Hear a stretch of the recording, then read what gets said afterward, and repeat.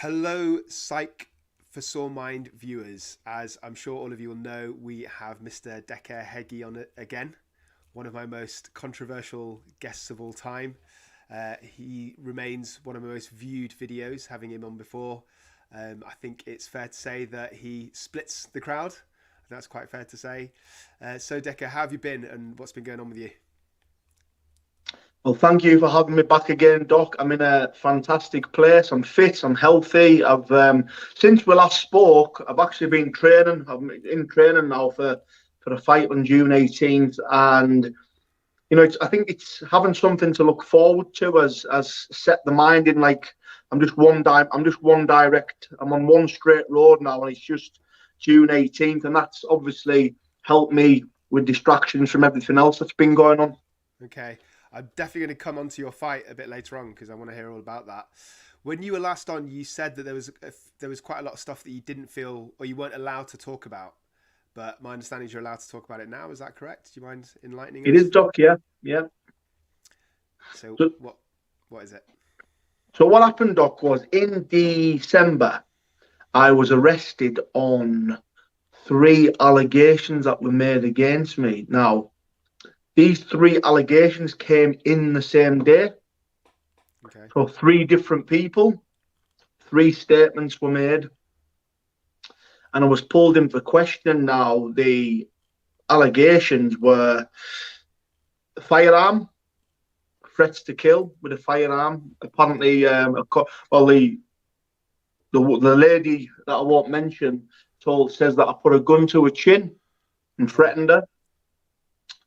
The second, then there was a statement from Danny Christie saying that were malicious communications, and from an ex-business partner saying that I was harassing him. So it was harassment, malicious communications, and threats to kill and the firearm. Yeah.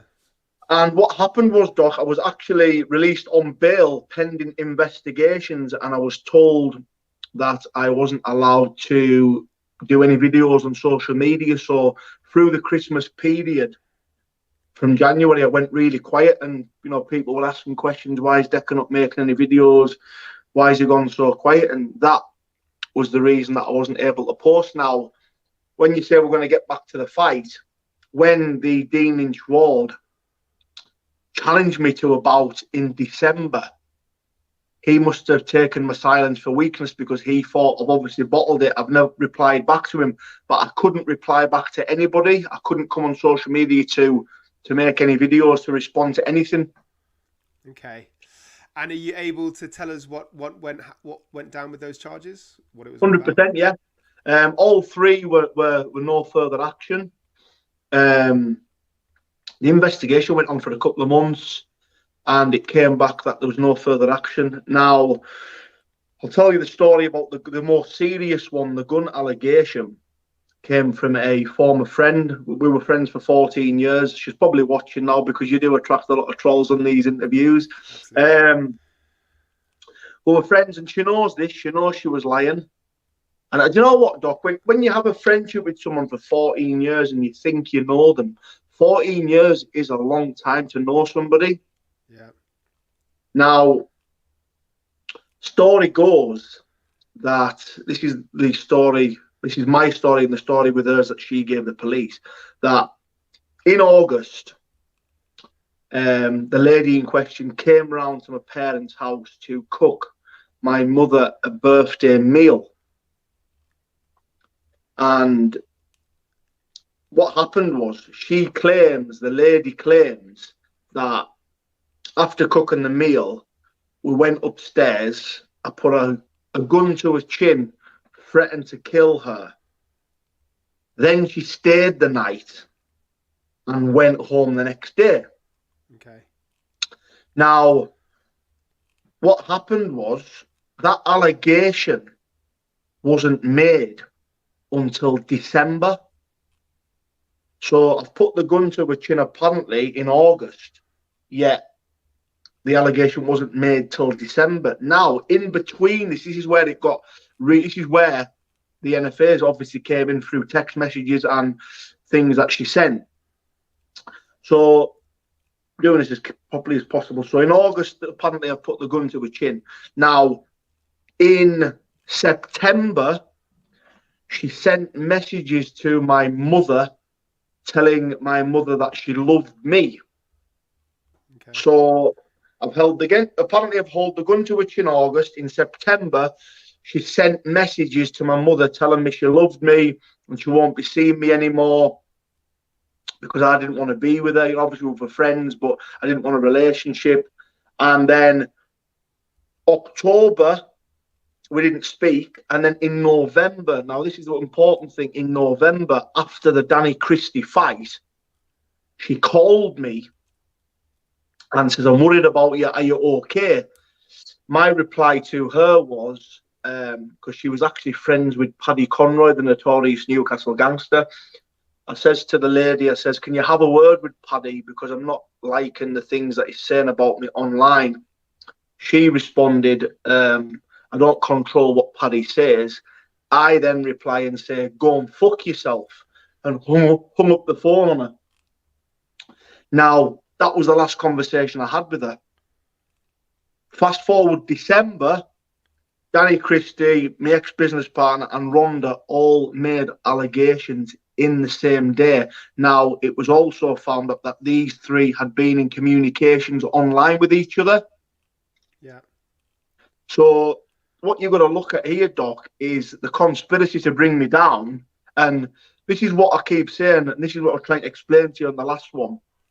The NFAs now, these trolls are like, they can't get me on convictions. There's nothing. There's slapping, the sexual assault, slapping the girl's bottom, and the proposition of for sex in a nightclub when I was 22. That's the only thing on there. And because I've spoken publicly about that and being completely honest, and obviously I spoke about it in 2016 in my autobiography, it was never a skeleton in the closet. Now, because they've got nothing on me with convictions, when they kept constantly telling me I was a convicted pedophile, which was totally untrue, then now what they're doing is now they're making allegations against me, knowing fine well I'm going to be investigated, and with the investigation, the NFAs, they're wanting me to now publicly put my NFAs online for them to show them every single little thing I've been arrested for in my life. Yeah. So I have to ask the question, why do you think, if everyone's, as you're saying, fabricating all these charges against you, all these allegations, why do people do that to you? And like, let's take this woman, for example. Why would she seemingly be in love with you or want a relationship with you and then sort of pounce on you and try and get you into trouble? What's your kind of understanding? Because I told her that I didn't want a relationship with her. Okay. I didn't want a relationship with her. We were friends for 14 years, and obviously in the past we'd slept together, and obviously she wanted to take it further.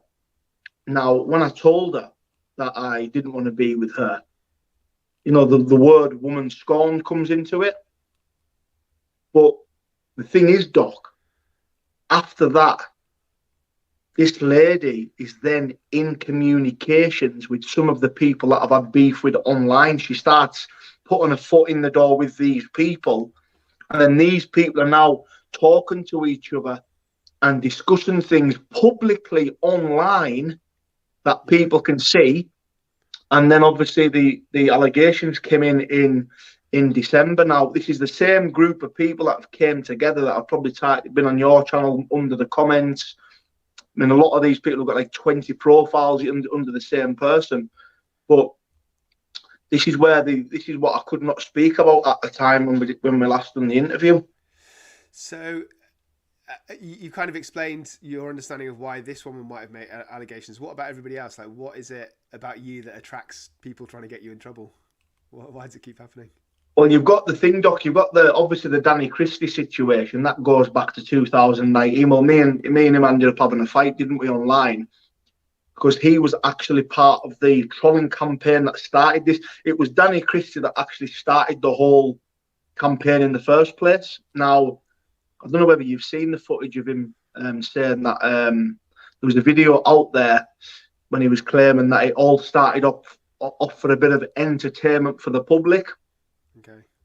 He obviously started this campaign. How it all started was with the dirty voice messages with the other consenting adult that I engaged in conversation with, unbeknownst to me, that fella was sitting right next to that lady. Then when they were leaked online, them voice messages, that's when it began. Okay. And you said before that there's like all this pressure on you to like show your paperwork, basically your previous charges. You mentioned that before, and that's certainly something that was a recurring theme in the comments that I got during the time I interviewed you in the past and also afterwards. What do you say to people that keep asking you to show your ACRO and show your paperwork? What's your kind of message to them?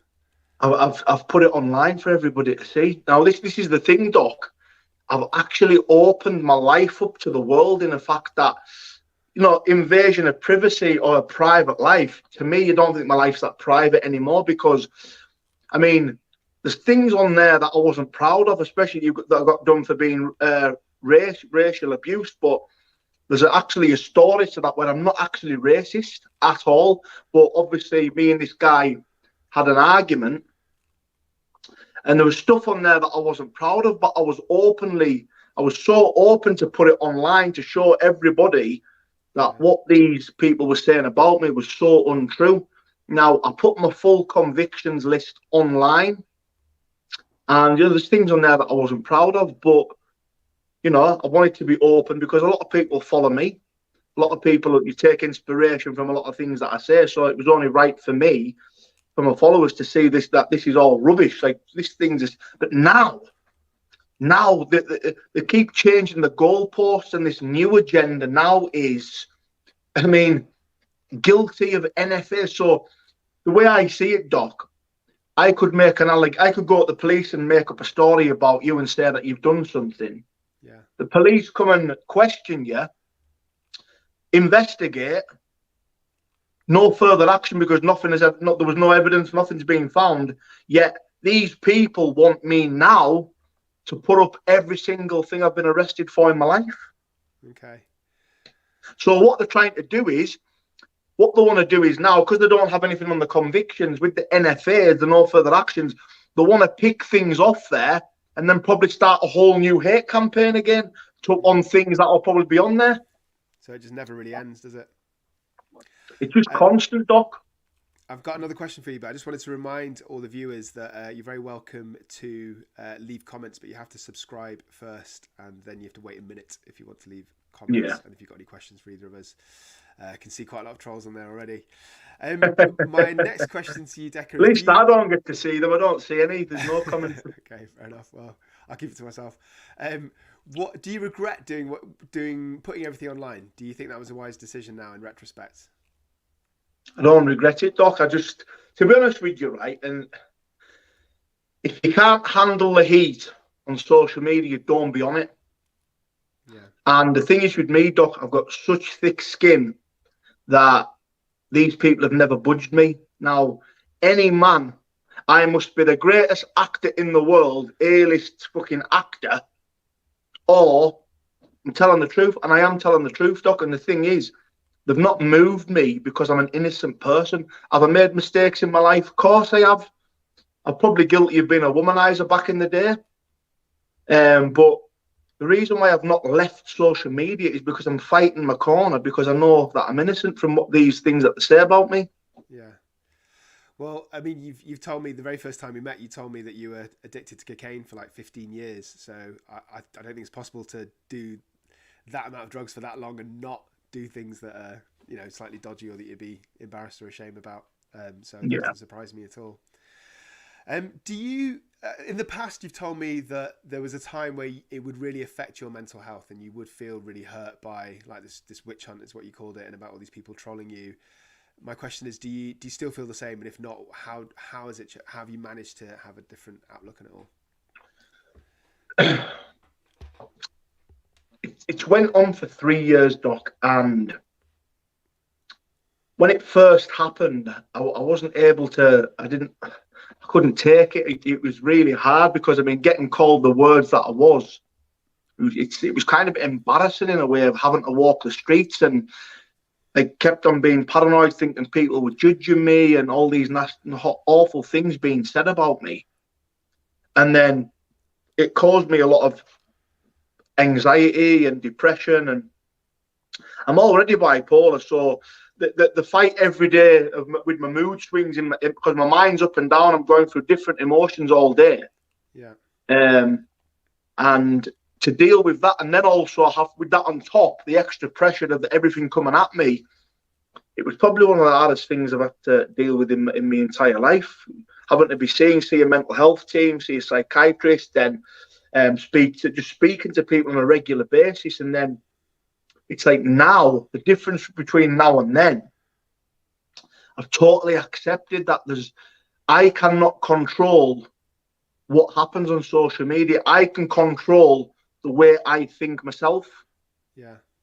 So what I'm doing now is I'm totally ignoring everything that is said about me, kind of accepting it that it's never going to go away. But for me to move forward, it's about focusing on what I'm doing and not what other people are doing. So what is it that's helped you the most? Is it like talking to people? Is it therapy? Is it medication? Or is it just a change in your approach and your attitude? Or is it a bit of everything? Probably a little bit of everything, especially speaking to the mental health team, because I've actually been completely open about this whole thing.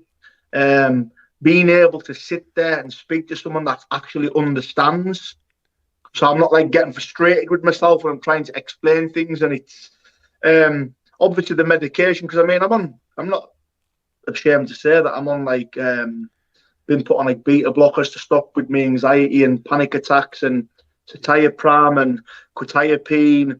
I'm on 100 milligrams of that. And the thing is, it's obviously all these medications are working because, to be honest with you, Doc, only these in the last couple of weeks I've started feeling myself again. For about 3 months, I was having panic attacks, anxiety every single day with all these negative thoughts that were going on through my mind. Yeah. But obviously the medication's having some effect and helping me, but also I'm a positive outlook now where I'm just focusing on what I'm doing and not what's going on around me. Okay. I've got an interesting question here in the comments. Just a reminder to all the viewers, if you want to comment, you need to subscribe first and then wait a minute. The question is from Leonie, and it says, if he can change one thing, what would it be? If I could change one thing about what? About your past, or about anything that's happened to you, anything that you've done, any decision that you've made. If I could change one thing, and that would have been never to take drugs. Yeah. Because you know what it is, Doc? See, drugs. I took drugs to keep away from the darkness and the demons away. Yeah. It was an easy escape to take something, but not realizing at the time the effect it'd have later in life. Yeah. Message your head up. Absolutely. That's a very common kind of experience, isn't it? So when you first started taking drugs, was it a quick change from becoming like a casual user to becoming an addict, or was it a gradual, slow thing that you didn't even notice? It was. I always felt that I was missing something in my life, Doc. I was just. Thing is with me is that I never ever spoke about it, but I always felt lonely. Even when I was younger, I always felt lonely. Even now, I always like, for some reason, it's crazy because I feel lonely, but then I love being in my own space. I'm very unsociable sometimes, but yet I like doing a podcast show. It's crazy because I've turned into not really a people person yet. And this is one thing I've always struggled with. How am I able to go and do podcasts so easy and interview people, but then I become very unsociable and don't want to go on nights out and mix with people, and I get social anxiety sometimes. But yet, when I'm doing a podcast, none of that ever comes on. And what do you think is the reason for that? Is it because there's a purpose to the podcast, or is it because there's a distance between you and the guest? Or? I think it's maybe because I'm finding something that I really enjoy doing, but also I think I don't, probably to do with the trolling as well, but I don't trust people. Yeah. So I tend to keep people at arm's length. Okay. And is that... Try not to get too close.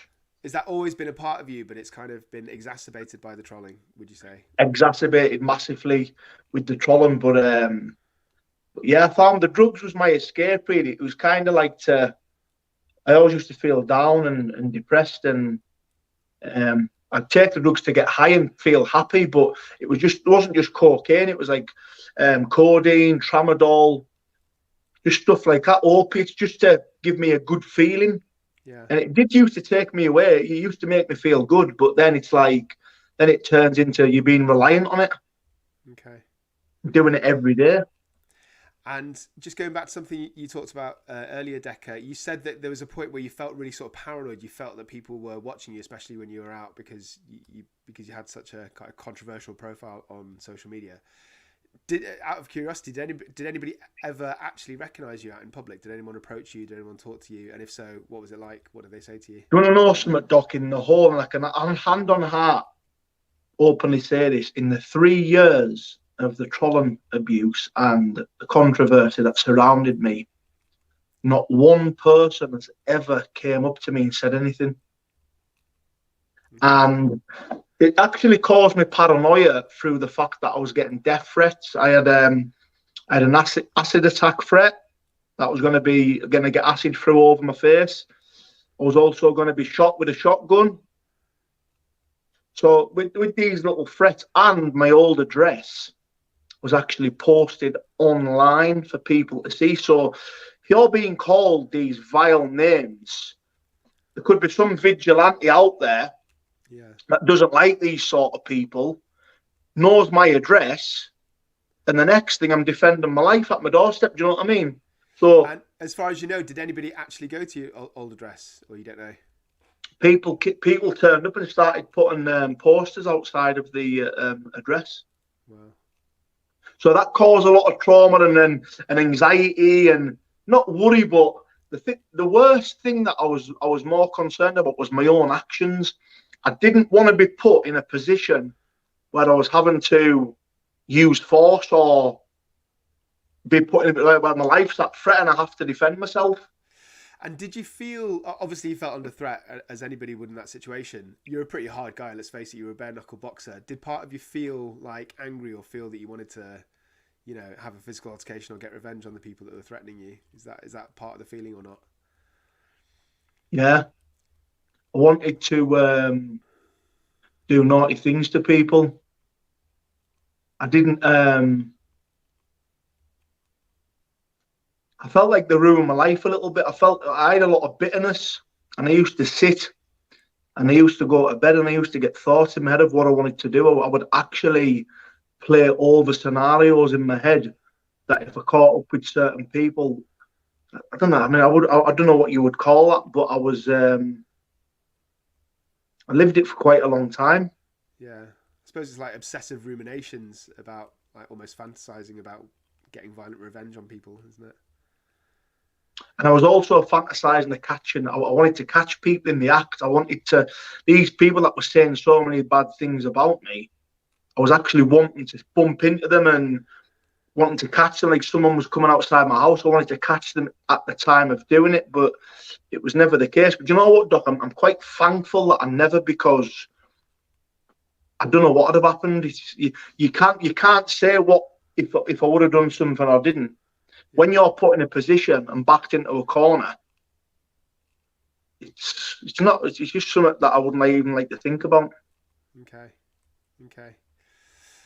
And just changing topics a little bit, you told us about a fight coming up. What's that all about? June 18th, right? Yeah, Dean Lynch Ward. He fabricated a story back in December that I don't know whether you watched the Danny Christie fight, but there was a guy there that was was with me, and he was on my side, and he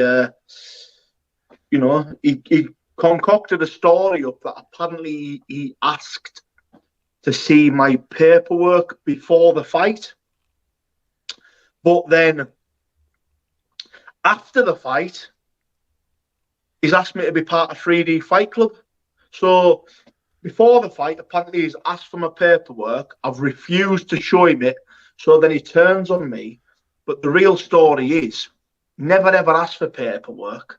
And after the DC fight, he actually asked me to be part of a fight club that we were going to set up. And I actually think that he was jealous of the profile that me and Dougie had, because this guy was a nobody. Nobody knows who he is, but yeah, it was me and Dougie with the name, and people knew us. And I just felt like Dean pushed me out, concocted this story to give himself views, challenging me to a fight, thinking that I would back down and he could bully me. But he obviously challenged a man that doesn't give a shit. And I accepted his offer with pleasure. Okay. And with the Danny Christie fight, was the agreement not that you would squash your beef after you had the fight? Like, was With that Daniel, yeah. So what went wrong?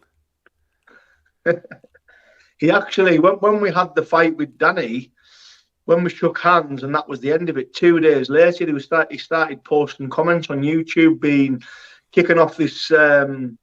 He's just having digs at me again, and I'm sitting there thinking, we've just had a fight for the whole nation to see, and all of a sudden now, so that's. But we don't really get at each other much now. It's kind of like quieting down on that front. It's all about Dean Lynch Ward now. Okay, and how do you fancy your chances in your fight against Dean? The fight will last as long as I want it to last, because I'm going to destroy him. But I'm going to punish him first. I'm going to punish him. So anyone that's watching this fight, I will not end that fight in seconds. Trust me, you will get value. You can watch me punish him, and I'm just going to jab his head off. I'm going to make the fight last as long as I want it to last. There's no draws. It's last man standing. There's got to be a winner, and it'll be me. That's very confident, Decca. Have you seen him fight? Like, have you seen him fight online or anything like that? Do you know anything about his You know what? I'd be lying if I said he can't fight, because listen, you can tell by the way he moves when I've seen him shadowboxing that he's obviously got boxing background. But the thing is, Doc, when a boxer, bare knuckle fighting is completely different, especially a straightener with no rounds and last man standing. That comes in, that's mental toughness. That's just proper.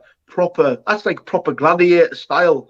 Yeah. And you can go in the ring and it's all about skills and boxing, but this here, what you're going to do when you're punching a man that's used to being hit and he keeps walking forward, because that's what I will do. He will not knock me out. He'll punch me and realise that it's like knocking a bull out. And obviously you're very confident. Is any part of you, even like 1% of you, worried that you might lose, or do you have any kind of doubt at all? No. No doubt whatsoever. I am that confident that I will dictate this whole fight. He will go down when I want him to go down. And not necessarily the fight with Dean, but generally speaking, is there no part of you that fears, that's scared before you get into a fight like this? You know what, Doc? And I'm going to tell you something. Every time I fight, I get scared, because I don't get scared of the opponent. I get scared because sometimes in a fight you can be killed or something could happen. I mean, God forbid that we both walk out healthy and back to our families, because I would never wish that on anybody. But I do get scared. I get scared sometimes I create scenarios in my head that I become scared that I'm going to lose. Like, I create a scenario that I'll lose my reputation. Like, if I got beat, would this happen or this happen? And it's the mental part of going into a fight. It's not just the fight itself. It's the build up to it. And the worst time for me probably is the night before. Yeah. I barely sleep. I'm trying to get my head down, and there's loads. I'm replaying the fight through my head. But with this guy, it's just, for me, it's just all about going in there and just taking care of business as usual. And then afterwards, if he extends his hand to you, are you willing to, get on with him and let bygones be bygones? No. Okay. I won't shake his hand. The thing is, for the things that he said and the way he's conducted himself, I've got no respect for him whatsoever. And on the outcome of the fight, we'll just walk away. There'll be no more beef. There'll be no more animosity from me. But I'm not really interested in speaking to him anymore. Again, okay. He can get on with his life, and I'll get on with mine. Okay, very interesting. Quite chilling to hear you say that. I wouldn't want to be on the wrong end of you, Decca. To be honest with you, Doc, do you know what, Doctor? I'm going to tell you something. I am so misjudged because tattoos, bare knuckle fighter, bit of a crazy fella. But you know, if you actually get to know me, Doc, and you spend time in my company, I'm soft-hearted. I like to go to bingo with my nana. I love animals. I love dogs. And I help anybody, and I'll help an old woman across the road. I'm just not what people perceive me on social media. Yeah. Well, in all the interactions we've ever had, you've never been anything apart from polite and a gentleman, which is why it confuses me that you've got so many trolls and so many haters. The thing is, Doc, right, and you are good. I mean, you've dealt with some really seriously mentally ill people. Yeah. Can I ask you a question? Sure. You know, when we speak and obviously we have a conversation and stuff, and you ask me about things, what's your honest opinion? Do you think that I'm lying? I'm a great liar, or do you actually think that I am speaking the truth? I personally think you're speaking the truth. Yeah, I do. And the reason that not just your sort of body language and your countenance and the way you come across, but also like the evidence. So all of these people, all these trolls that have been posting comments, even days or weeks after you're on my channel, keep making these really ridiculous, very serious claims about all kinds of very dark offences. But I don't think it's possible that you could have done all of that, been investigated many times by the police, and not spent any jail time. That's just not logical to me. So I'm looking at two things. I'm looking at my interaction with you, and also just the lack of the fact that the criminal justice system has, thrown the book at you. Like, why would they not? And how can somebody else from the internet have evidence that police don't have? Or how can many people on the internet claim to have all this evidence? So, yeah. The thing is, Doc, is if there was all these sexual offences, they talk 10, 12. If the police looked at that, I'm sorry, there'd be a case straight away. Yeah. There's no way on earth, if a guy had that many complaints, something would be done. Yeah, I agree. That'd be an automatic investigation straight away. The only way that could be possible in my mind is if somebody had like massive connections, like with the chief of police or really high up, which I don't believe that you have. But it's crazy. I mean, some of the things that they come out with, that I'm connected to the police, and I mean, I've got massive contacts on YouTube, mates. I'm in my first year of being a podcaster and a YouTuber. I mean, I'm not like on Sean Atwood's level or people's where they've been in the game for that long and they're good at what they do. I'm just me. I'm just a normal fella from a council estate, and nothing's happened because it isn't true. Yeah, it's not. It doesn't take rocket science, Doc, to figure out that I would be arrested and I'd be spending a lot of time in prison. You could Google my name, and all sorts will come up, but you can Google my name, nothing comes up of the sort. Yeah, and the other thing that really surprised me about your case, or the other thing that makes me suggest that these people are fabricating all these allegations, is that it's not just one kind of incident. It's something that's come up over and over again, and you've been investigating, you've been arrested on several different occasions. So one incident, there could be a lack of evidence, or somebody can escape, but it can't happen consistently, in my view. So yeah, I don't. Crazy, man. It's like I say, Doc. I mean, I've got past all that now. I'm doing great. Obviously, with the podcast, we've started doing ghost hunts. Obviously, still making about what you're doing online and what direction your podcast's going on.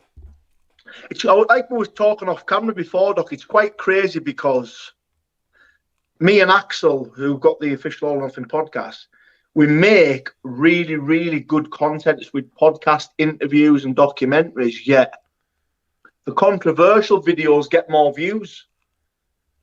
Yeah. So it's like people are interested in the podcast and stuff, but a lot more people are interested in the drama.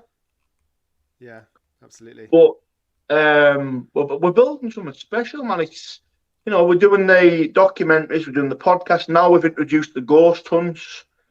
We've got the episode in Edinburgh Vaults coming out in a couple of weeks. I've started doing my reactions to fights now, where I'll do commentary on people's fights and give my honest opinion. So I'm just trying to grow as a, I'm slowly but surely getting there. And, it's just, I'll always be humble. I'll always be the same person. I'll never get ahead of myself. Like yourself, Doc, I mean, I did say that I would never come on people's channels, but people like yourself that are neutral and see things in a different way, then I'm happy to come and talk to people like yourself.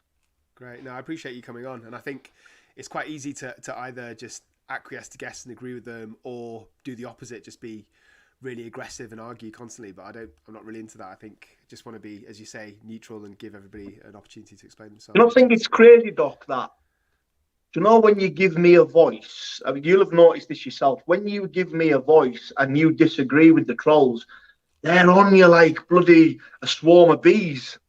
Yeah, and they last for a long time as well. Like I still get comments about your video even like weeks afterwards, which I just really can't understand the amount of vitriol that somebody must hold against you to hold on to it. It actually started off with dirty voice notes and intimate videos of me with my private parts. Now, these videos between two consenting adults actually got out into the public domain. They were actually using them, saying that I was sending it to underage people. That's how it actually started. That's how the whole campaign started, and it's just catapulted and got more and more people have got involved. But now I've noticed on YouTube, people are jumping on the bandwagon to grow the channels off the back of my trolling. Yeah.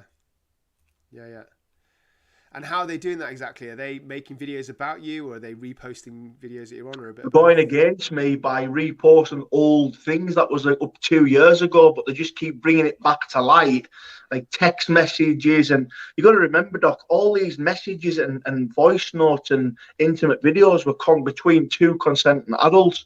What they're doing is they're changing the whole story and turning it into something that is not true. Yeah. Okay, before we wrap up, I just want to give the viewers one last chance to see if there's any questions they want to ask Decca while they're doing that. And remember, you have to be a subscriber if you want to comment on the video. And while they're doing that, I'm going to ask you a question, Decca. I'm going to put you on the spot a little bit here. You don't have to name any names, but from your colourful life, I'm not talking about all these recent allegations, just from your colourful life, being a doorman, being a bare knuckle boxer, can you tell us about like an extreme memory, something that sticks in your mind, something intense? Violent if you want it to be, or just interesting in any way? And again, you don't have to name any names, you can just tell us in general terms, anything. You don't even have to be involved in it, just something you've seen. I'm asking because I think you've got such an interesting kind of background compared to the average person. What do you mean, like what I've seen or what I've done, or what you've seen? Let's keep the trolls at bay by not getting you into any trouble. What you've seen.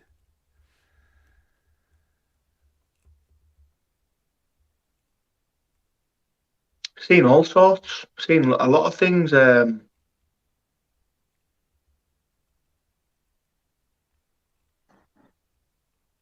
you want something violent? Whatever you think the viewers will enjoy, but yeah, it can be violent. Baseball bat over someone putting a baseball bat over someone's face and knocking all the teeth out, but actually seeing the teeth come out the mouth. And what was that all about? Like, what was the beef over in general terms? Was it a beef or was it just a one-off attack? No, it was. I think the guy was a bully. He was robbed someone of something, and yeah. But yeah. Okay. Enough said. All right, Decca, thank you so much for your time, and for all the viewers out there, thank you for your comments. I couldn't get through them all, but I'm going to make some sort of reaction video in the next couple of days I think, you know what, Doc? I honestly think you've got a lot of potential to do. I think you need to start doing a lot more interviews. I think you need to start trying to get some notorious figures on your show. You should also try and get, because with you being into. Yeah, and you've dealt with a lot of notorious people in the hospitals and stuff. I think there's something you should do. Okay. Yeah. I think I've been more about, in my previous videos, I've been more about kind of educating and explaining the laws and the psychiatry. But I think what you're saying is quite interesting, actually. That's what people want to know about, I guess. Do you think I'm a Broadmoor patient, doctor? No, I don't think so. No. I think No? you're a character, but I don't think you got a mental illness, and you need a mental illness to get into Broadmoor. And also, you need to be like ridiculously violent. I'm sure you've had a few scrapes in your time, but you've not like killed multiple people, which is Charles kind of level of Bronson. violence. Yeah, exactly. Thank you, Doc. It's an absolute pleasure to have you on as always, Decca, and thank you for the comments, even the trolls, for keeping it entertaining. I wish you all the best, my man. Thank you, Doc. All the best. Goodbye, everybody. Goodbye. Hope you enjoyed that. And as I said, I will do a reaction video to some of the comments too, because I just think the whole thing is fascinating. Have a blessed day. Stay euthymic, and do not forget, I love you.